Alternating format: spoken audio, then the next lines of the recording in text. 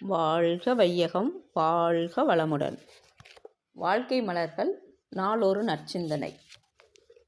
November 27. தலைப்பு சோசலிசம். ஒவ்வொரு மனிதனும் பிறக்கிறான், வளர்கிறான், வாழ்கிறான், முடிந்து விடுகிறான். மனித சமுதாயமோ தொடர்ந்து நீடித்து வருகிறது. ஒவ்வொரு மனிதனையும் உருவாக்கி, வளர்த்து, அறிவு ஊட்டி, தொழில் திறம் காட்டி, வாழ்விற்கு வேண்டிய பொருட்கள், வசதிகள் அனைத்தையும் அளித்து காத்து வாழ வைக்கிறது சமுதாயம். எனவே ஒவ்வொரு தனி மனிதனும் தனக்கு வாழ்வளிக்கும் சமுதாய நலனுக்கே தன் அறிவு, உடல் ஆற்றல்களை பயன்படுத்தி வாழ வேண்டும். இவ்வாறு தனி மனிதன் தன் கடமை உணர்ந்து வாழ வேண்டும் என்ற தெளிவும் பொறுப்புணர்வும் கொண்டு வாழ ஏற்றது சமுதாயம் என்பதை சொசைட்டி என்று வழங்குகிறோம். சொசைட்டியின் நலனை முன்வைத்து ஒவ்வொரு மனிதனும் வாழும் நெறிதான் சோசலிசம். பொருட்களும் பாலுறவும் தான் மனிதனின் அடிப்படை தேவைகள்.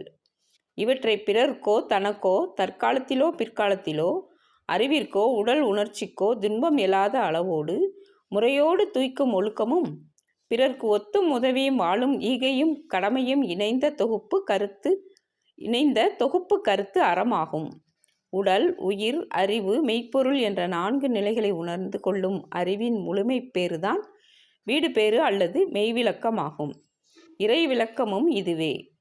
மனிதன் இறைநிலை உணர்ந்து அறவழி கண்டு பொருட்களையும் பாலுறவையும் துய்த்து வாழ்ந்தால்தான் தனி மனிதனிடத்திலும் சமுதாயத்திலும் அமைதி நிலவும்.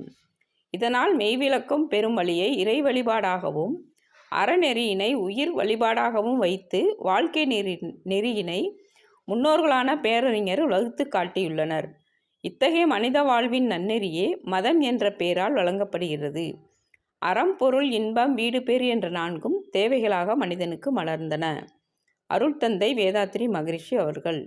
வாழ்க வளமுடன்.